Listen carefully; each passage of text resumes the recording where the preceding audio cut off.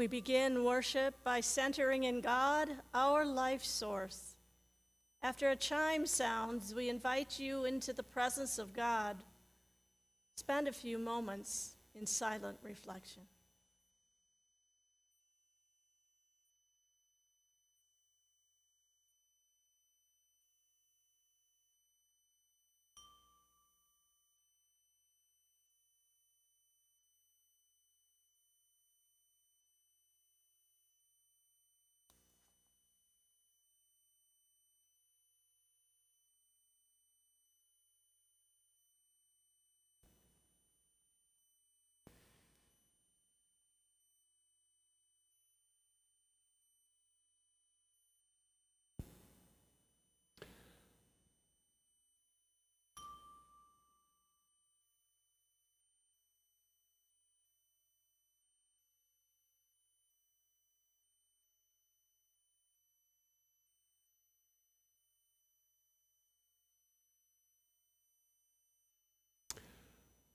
I'd like to welcome everyone tonight to Advent, to the Celtic worship service.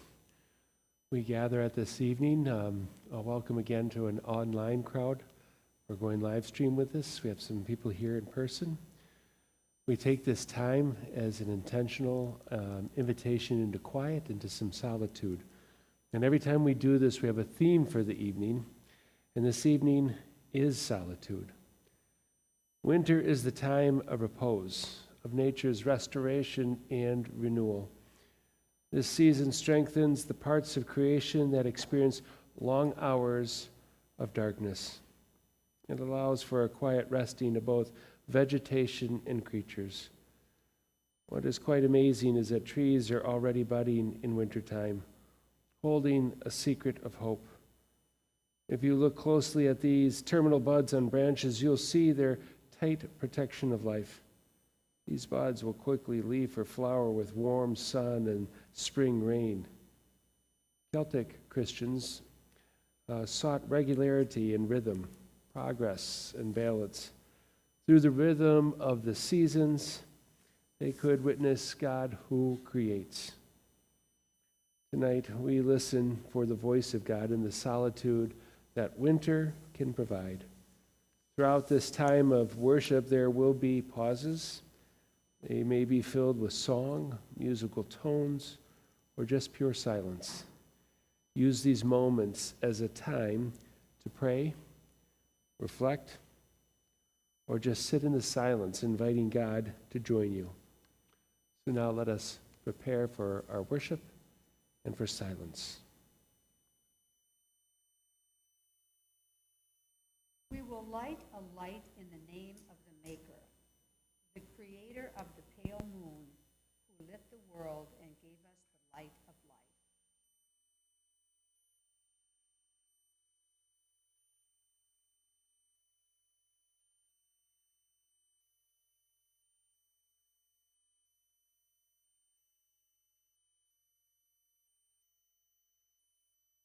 We will light a light in the name of the sun, the light of life who shines in the darkest corners around us and in us.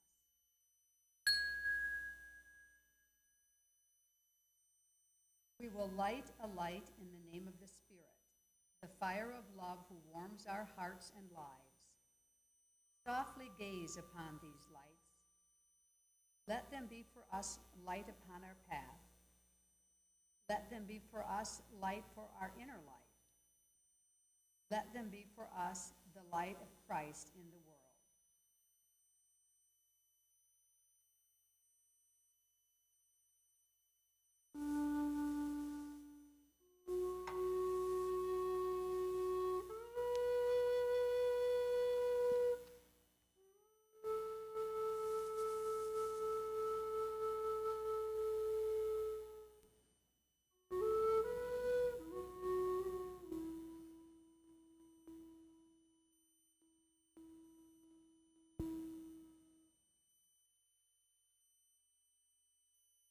As winter trees stretch out bare arms to a dark sky, we stretch out in the darkness to find the touch of love. as snowdrops turn their gentle faces to the sun. We long to find in that warmth the promise of peace. As the fire break the shell of isolation that protects us from ourselves. As the fire breaks the shell of the seed. So may we break the shell of isolation that protects us from ourselves. In the security of darkness, the warmth of sunshine, the promise of fire. May we blossom anew in the miracle of your saving love, O God.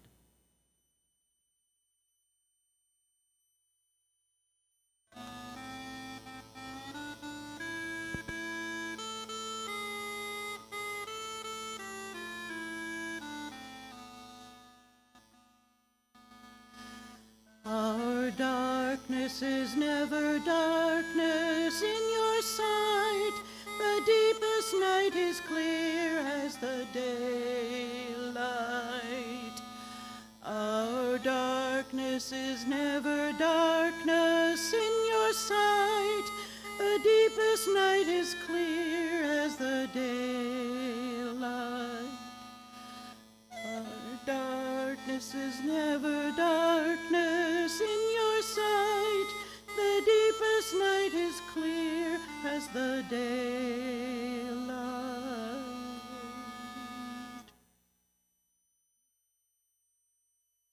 Hear this prayer from the Celtic prayers of Iona. You are the love of each living creature, O God. You are the warmth of the rising sun. You are the whiteness of the moon at night. You are the life of the growing earth.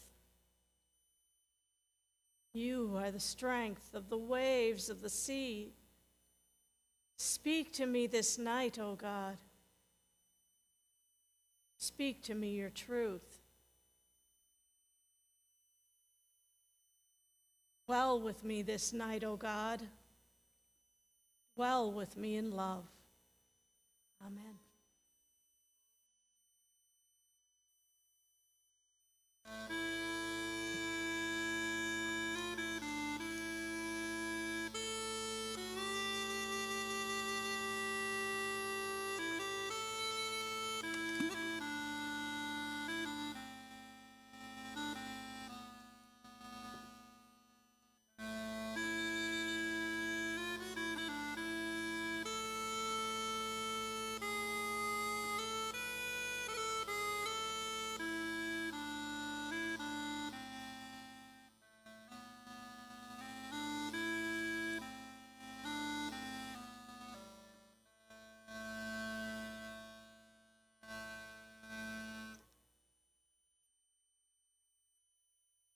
Our first reading is by Jan Richardson.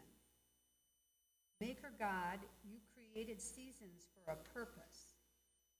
Spring is full of expectation, buds breaking, frosts abating, and an awakening of creation before the first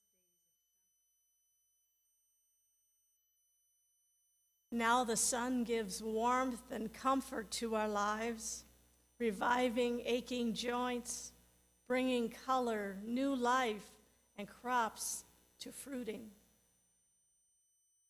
Autumn gives nature space to rejoice and enjoy the fruits of its labor. Vibrant colors in sky and landscape as the earth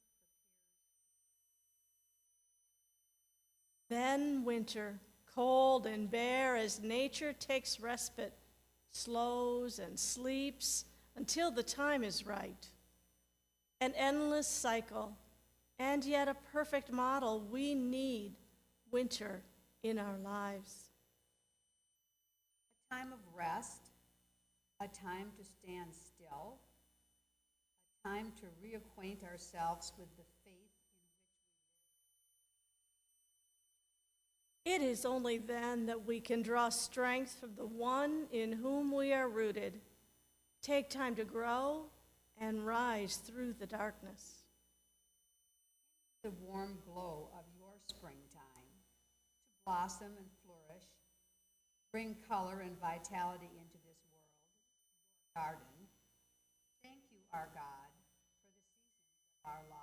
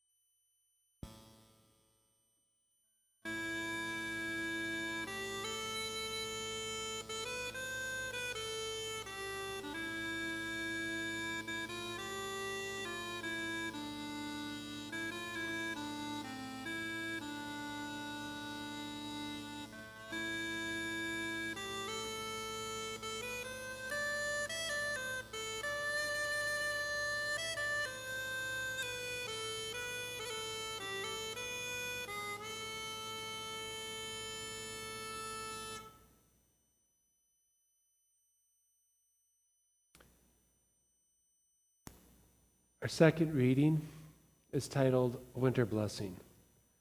It is written by Joyce Rupp and Macrina Weidecker.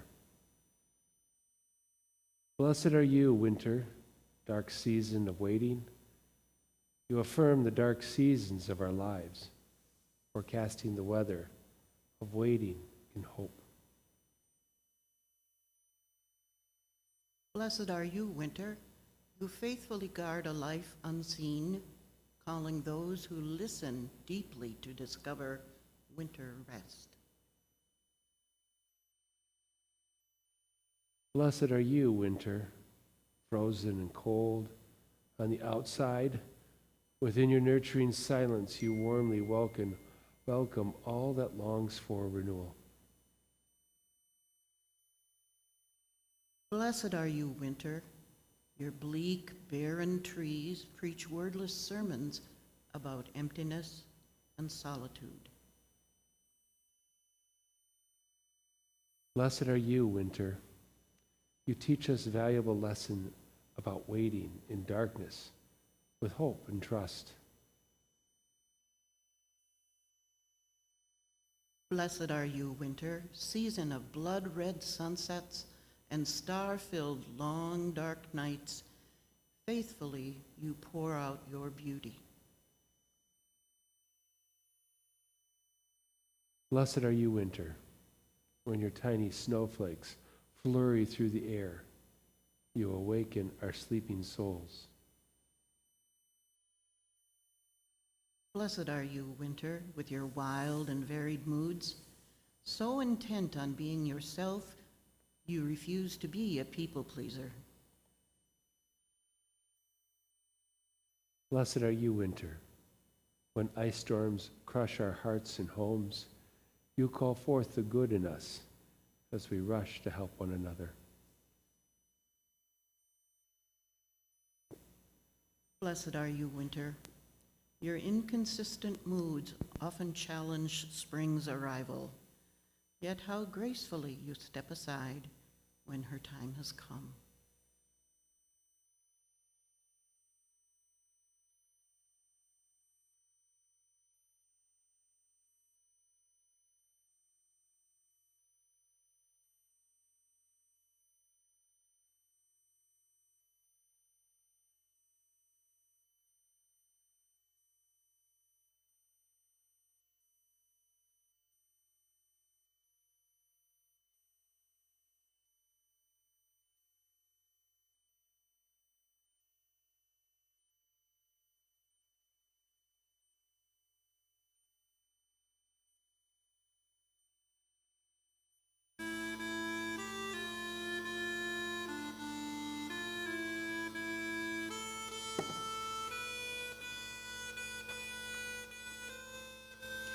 Nothing can trouble, nothing can frighten.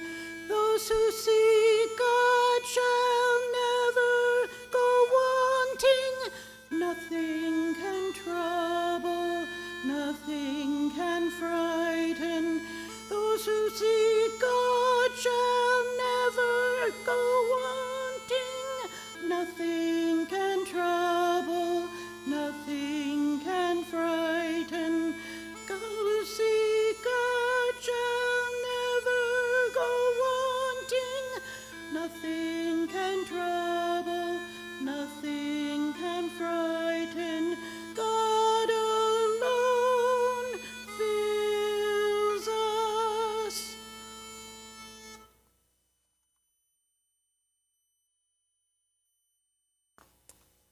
Our third reading is Listening to Winter, once again by Joyce Rupp and Macrina Weiderkehr.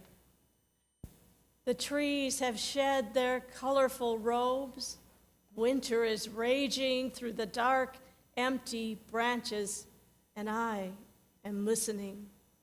I am listening to the roar and the quiet of winter. I am listening to a beauty that sometimes remains unseen. I am listening to the seed hidden in the earth. I'm listening to the dark swallowing up the light. I am listening to faith rising out of doubt. I am listening to the need to believe without seeing. I am listening to the season of contemplation, to the urgency of our world's need for reflection. I am listening to all that waits within the earth, to bulbs and seed, to deep roots dreaming. I am listening to the sacred winter rest. I am listening to long nights, comforting darkness, fruitful darkness, beautiful darkness. I am listening to the sparks of hope within the darkness. I am listening to storms raging out my window, to storms raging in my heart. I am listening to all that makes me pull my cloak a little tighter. I am listening to trust buried deep in the ground of my being. I am listening to the kind of permission of the season, to rest more often, to reflect more deeply, to pray without words. I am listening to the sacrament of non-doing. I am listening to my dreams and inner visions, to the unknown wrapped in the mystery of my life, to tears trapped in underground streams of my being, to seeds watered daily by those tears. I am listening to winter nurturing spring. I am listening to brilliant winter sunsets and lovely frosty mornings. I am listening to snowflakes flying through the air, to the cold winds that often blow out there, to bare trees, so lovely in their emptiness, to one leaf that never did let go. I am listening to winter handling over to spring. I am listening to the poetry of winter.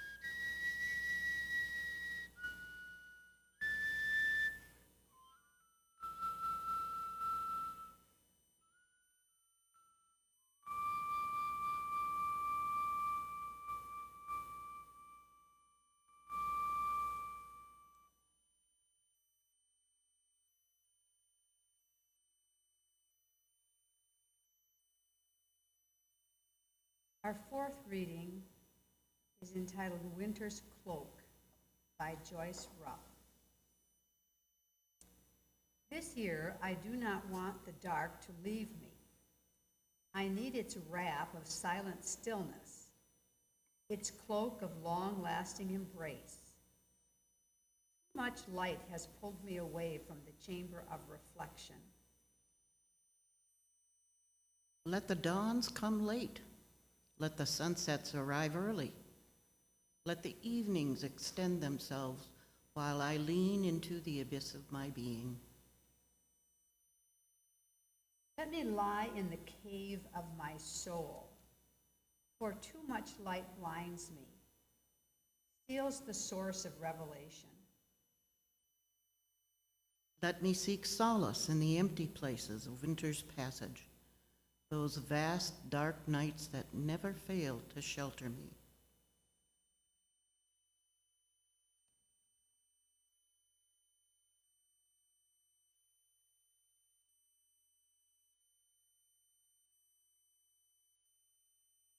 I sat there listening to these readings. I was remembering the night that I fell in love with winter. I was in my freshman year at Concordia College, and living in Moorhead, Minnesota does not give you much option to whether you want to or not want to deal with winter. But I used to have to take from a girlfriend's house home, walking through the city of Moorhead after a snowfall when it was bitterly, bitterly cold. And I'd walk through this field, and I became overwhelmed with how quiet winter could be. You feel your heartbeat. I mean, you can hear your heartbeat. You feel and you can hear your own breath, but you don't really hear cars. You don't really hear planes. Everything is really quiet. And that crunch of the snow, it just pops as you're walking across that snowy field. And I just became overwhelmed with how beautiful that silence was as I was walking through. And I was sitting there thinking, as I was listening to the words of our readings tonight, I've never lived in a place that didn't have snow. I've never lived in a place that didn't have like this cold winter. What do people do that don't have this? Because I always feel like winter invites you, like the earth invites you into a time of quiet and reflection. What do you do if that invitation isn't there? I was sitting there thinking about, as I was getting ready for tonight, I was remembering a time that I had gone on a canoe trip, and it was years and years ago. I'd gone with my dad and my brother and brother-in-law and my dad's cousins. We had taken a week-long canoe trip, and we found ourselves back at our home base, and we had taken the sauna and the shower, cleaned up, and we saw somebody who had just come off of a trip as well. And this was before cell phones. And you could tell the person was a businessman. And I was sitting outside the lodge listening to him talk on the phone. And from the conversation, I just kind of gently led into a story that I developed that I don't know if it was really real, but it kind of resonated with what I was hearing and experiencing his phone call. He had obviously been out away from the office, away from phones, away from noise for a really long time. And the first thing he did was call the office when he got into the lodge. And you could hear he was kind of desperate to be engaged in what was going on in the office. And you could tell from his responses, they didn't really miss him. And I was feeling kind of bad for him. And I was listening to him, and I thought about that I just sat there and go, I feel like his work defines him. And he's afraid, with the absence of that work, would he even know who he was. And that his value was tied to that office and to that work. And being away from it, he felt isolated. And I kind of grieved at the time, thinking that he didn't enjoy the solitude of his journey and that time away from the office. And that's a thing that we need to think about when we come to this idea of solitude, whether it's cold outside or it's not. there is that need and a spiritual need for the discipline of solitude. And solitude is different than being isolated. Solitude is like a spiritual practice. It's like being intentional to move away from the noise and listen for what you hear in the silence. It's about receiving an invitation to remove yourself from the location that is part of your normal grind and normal routine and seek out a place that's removed from that location. Find a place that helps you connect with the world and the universe, that lets you see that you're part of something really big. It's about responding to that invitation. It's not forced upon you. We know that forced upon us, isolation can be rather devastating, but it's absolutely beautiful when it's a response to an invitation. The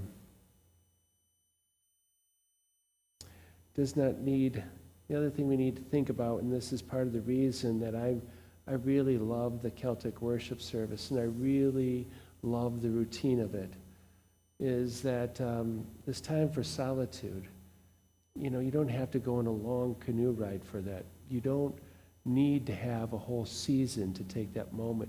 It doesn't have to be a long journey, and it doesn't need to be seasonal. It is finding that discipline in the routine of our ordinary lives that breaks us open and helps us understand our inner self. We start to unlock some creativity, some understanding, and some peace that helps us endure the day. So let's take this time of solitude and quiet and think about what we're hearing in the silence.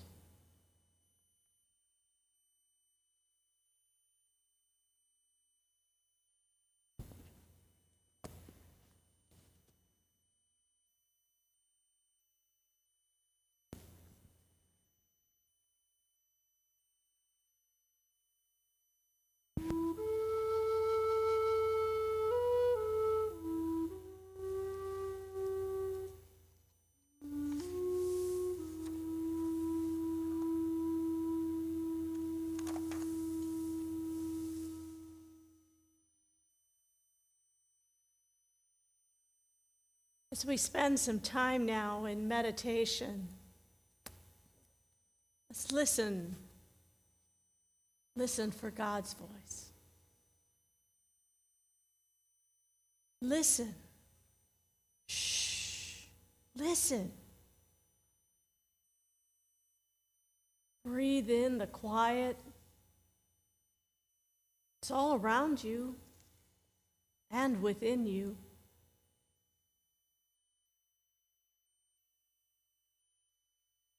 So listen. Really listen. Not just with your ears, but listen with an expectant heart.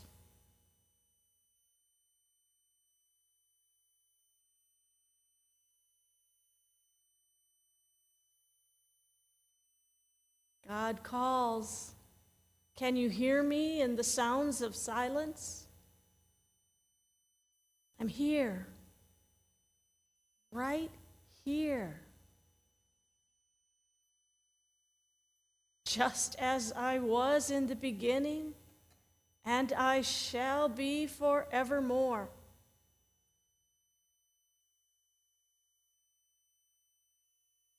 Step out, outside, deep into my creation. Move, listen, breathe. Hear the sounds of silence that only nature can provide. Hear the shadows touching, the leaves dancing, the sun singing. Find me there in the great silence of design.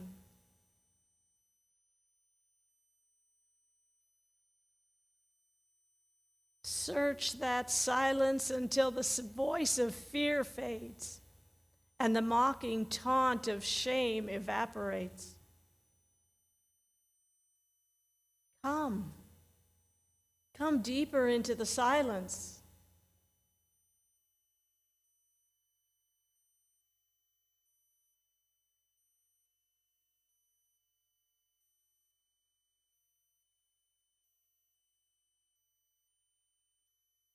Deeper into the loving embrace of stillness.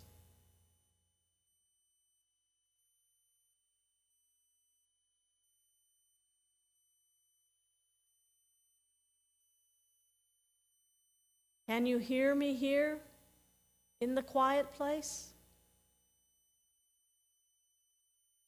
Can you feel me loving you? Find me here, always here, walking with you, singing new melodies into each step you take.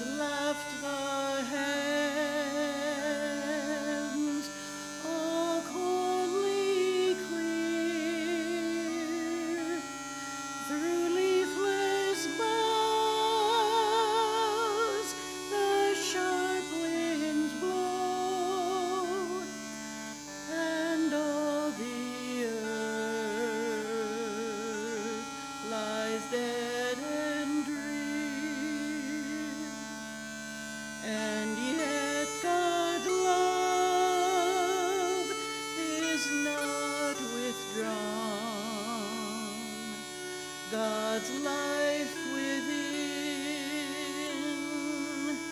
the keen air breeze,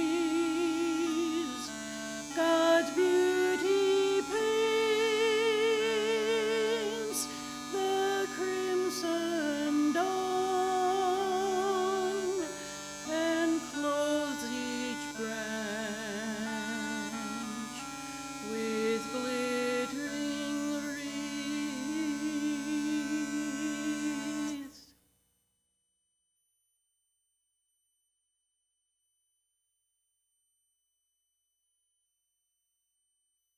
The closing prayer is by Maria Eggleston.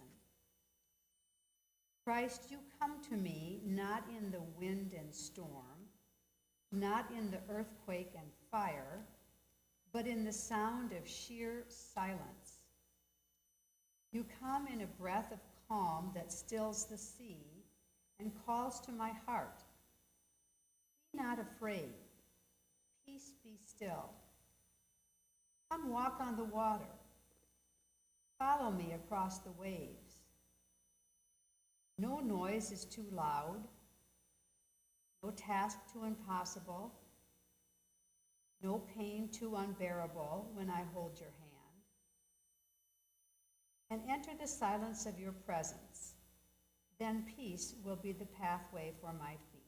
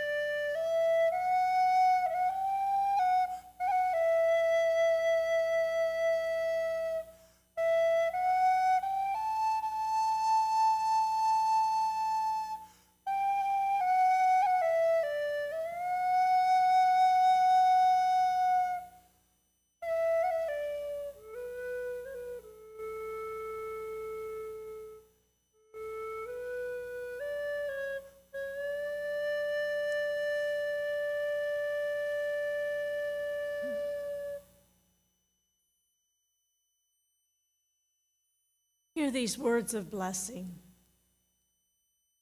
God in the Heart of a Snowdrop by Carol Dixon. Sometimes my faith is fragile, God, as frail as a snowdrop. Help me to be so earthed in you that I can stand firm, weathering the winter of the soul, nodding defiance in the storms of life, bending with the winds of change, not breaking, bowing my head in reverence to you, my loving God, who causes me to dance for joy and in companionship with others to give glory to you.